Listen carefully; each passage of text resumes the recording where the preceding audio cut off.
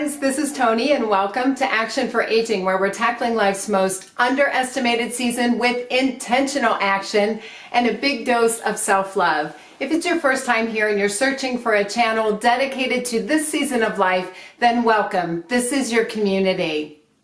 John Ed Pierce was a journalist and columnist in Kentucky who passed away in 2006, but he and his colleagues once won the Pulitzer Prize Award for public service based on the newspaper that they all worked for at the time. I believe it was in Louisville. And he has been quoted as saying, "A house is a place you grow up wanting to leave and grow old wanting to return to." Isn't that a beautiful quote? Now, I don't know about you, but I absolutely love visiting ghost towns. I like to look at abandoned homes. The way that I perceive beauty, I've discovered over time, is maybe a little bit different than most people do. For example, if I see, say, a dead brown leaf in the cold floating in a mud puddle on the side of the road, it's breathtaking to me. I've always had a sensitivity towards seeing beauty maybe a little bit differently than others, and I've really not only grown to be okay with that, but I at this point consider that a gift. I like that through my eyes something can be barren to somebody else and beautiful to me. So I'm really drawn, like I said, to old homes, trees that are bare of their leaves in the wintertime. I don't see emptiness there necessarily. Sometimes I do. But I see a history. I see a story, and I'm very drawn to it. So my girls and I, a couple of weeks ago, we went to dinner on our own because my husband was gone with the boys. And we went to this restaurant that is Mennonite. And it sits on a lake. The setting is gorgeous, but it's a couple of hours from here. And where I live, the terrain is very flat, very boring in terms of, you know, we don't have beautiful hillsides or valleys or mountains or beaches. So we drove 2 hours south of here, and the land does tend to get more hilly and just more scenic.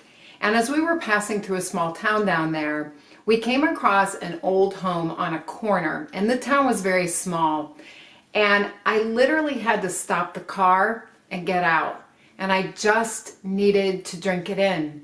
And my girls were like, "Mom, what are you doing?" And I'm not sure that I would have been able to communicate it to them, but I needed to feel the connection with that property. I spent at least 5 minutes just looking at the home from different angles, peering into what was once the doorway, the main door, and considering its story and its history. Do any of you know what I'm talking about? Can I get an amen? One time my husband and I were on vacation in Iowa, and I fell in love with it when I was a young woman driving my car to San Francisco. I was going to go out there and live on my own, and I had to pass through Iowa. I fell in love with it on the way there, but on the way back from Iowa to Ohio, I passed through that state at the most beautiful time of day. It was getting towards evening, and I passed through at that time, and then eventually the sun was setting, and there were just these rolling hills,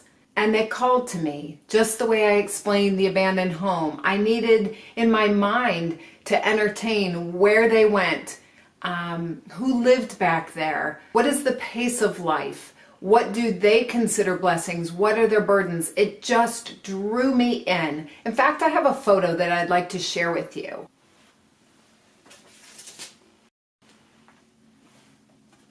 So let's see if we can get a focus on that. There you go. That is one of those gently rolling roads. Everywhere I looked along the highway, I could see these gently rolling roads. So I told my husband that we had to go back there someday on vacation. And of course, you know, he reacted the way a lot of people do when they find out that I choose to vacation in Iowa. What's there? Why would you go?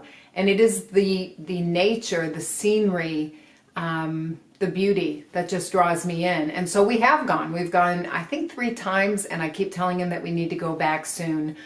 We, of course, went to Madison County, and we visited all of the bridges of Madison County, and it's so breathtaking and so magical. It's just a really neat place. Well, while we were there, Carl and I, my husband, we were on one of these gently rolling roads, and every now and then you would, there are farms dotting the area, and they're very spread out. Everybody owns a lot of land. We're in, the heart of the Midwest. We came upon an old abandoned farmhouse, and I couldn't pass it up. I had to stop, and it's killing me because I have a photo of it somewhere, and I can't find it. The closest one that I could show you would be this one. Does that look familiar to any of you? It should. If you've seen the bridges of Madison County, you are looking at the truck and the home. We did visit the filming site for that. But I found a similar home, okay, and it was abandoned. And as we were getting out of our car, the first thing I noticed, now the weeds were grown up probably, 3 or 4 feet high all around this property. And there were rolling hills all around it, across the road from it. You could see a farm way off in the distance. We were just out in the middle of nowhere, and kind of up on a high point on the land. And I look over, and not, maybe 7 to 10 feet from me is a deer peering out of the edge of the weeds. And it just looked at us as if to say, where did you come from? What are you? I haven't seen you here before. Do you even belong here? It wasn't really afraid of us. It was more curious, kind of the way I am with the old homes. And so we went inside carefully. It is dangerous. There's no doubt about that. But I was just drawn, and I had to see. And I was drawn to the spirit of the home. Now, when I say that, I am a person of faith, and I believe spirit is something that my God gives me, okay? I know that everybody doesn't believe the same, but that is my core belief. And so when I say spirit, I really don't mean that spirit. I mean the essence of who was there and what their life story was. And I was absolutely drawn to it as I was looking at the old board, trying to remember what it's called, the lath that sits behind plastered walls, because in those days they definitely would have had plastered walls. I could see the remains of old wallpaper, and I do mean old. It was probably from the 40s, maybe even earlier. I could see the staircase, and we were able to ascend a few stairs there and kind of peek to the upper level, but we didn't trust going up. We were all through the kitchen. Oh my goodness. The spirit of who would have prepared their meals there, right? Where would they have gathered around their table? Who came? Like, if it was a holiday, did they have visitors? Who birthed their children there? Who went through tragic times there? Life was lived out, and we were standing in the midst of it. And it was such a spiritual connection for me to take that in, and to look at the windows and to picture somebody looking out at a snowstorm in the winter, or a sunrise or a sunset. The children, the generations, it was breathtaking. And so when my girls and I passed the abandoned home on the way to the restaurant that day, it was that same journey for me, that same need to connect and to see absolute beauty where others might see nothing but an abandoned home, the remains, the absence, the deadness, the stillness of it. I don't see it that way, and I don't choose to see it that way. I see what's there to be poured out. I see what's there to cause us to think. I see what's there to bring an art and a life to our world. And now I want to take that for a moment, and I want to ask you, as we're stepping into this season of life, what are you seeing in yourself? What are you allowing others to see? Because we discuss this, right, in our mature community. We are not going quietly away. We are not going to be that generation that is stereotyped, that is only perceived as having wisdom and nothing else to give. We have so much pouring out to do, guys. We are still here. We still have that chance to make a difference in the lives of others. We can impact this world in a beautiful way. The way that those abandoned homes have the chance to still express beauty to us, to still communicate to us a story that's inside of all of us. So while our outer shell may be aging and while it may appear different than it did years ago, there's a certain beauty about that. And it's our time to stand up and embrace that and share that. And yes, we do things to try to manage our appearance, to improve on our appearance, right? To feel better about ourselves. And those are all wonderful things because we should feel better about ourselves. We should feel good at any season. But if we allow the shortcomings of society and its hyper-focus on youth to be projected onto us, and we take that in, instead of pouring out a presence, a magical presence, the way that these old homes do, we're not just that empty shell. If we choose a spirit of joy, people will be drawn to that. Just like I'm drawn to those homes, they will want to know, what is your story? So what is your message going to be? When you have opportunity, when a door is opened, right? Step through it. What's your message going to be? What are you going to do now in this season to allow them to see that you are more than just wisdom? Wisdom is wonderful. I don't discredit that one bit. It is a gift and a blessing to be here and to have it, yes.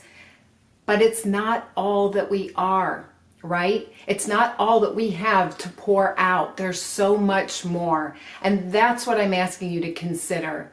Are you tapping into that inner strength and that inner story and that inner spirit and letting that shine so much that just like when I drive down the road and I feel the need to stop and connect, are you allowing yourself to be vibrant and full of life and allowing yourself to be in this season and be okay with it and show people that we embrace it, that we value ourselves and therefore you need to value us as well? They will stop and be drawn to it. I assure you, I saw it as a nurse. I see it in the way that I connect with things that are seemingly abandoned. And I bet if you challenge yourself and put this into practice, let that vibrant you shine, let there be an inner joy about you that you allow to overflow. Don't focus on a number. Don't focus on limited days. I'm talking about glass half full, choosing to focus on the impact that we can have and allowing ourselves to live.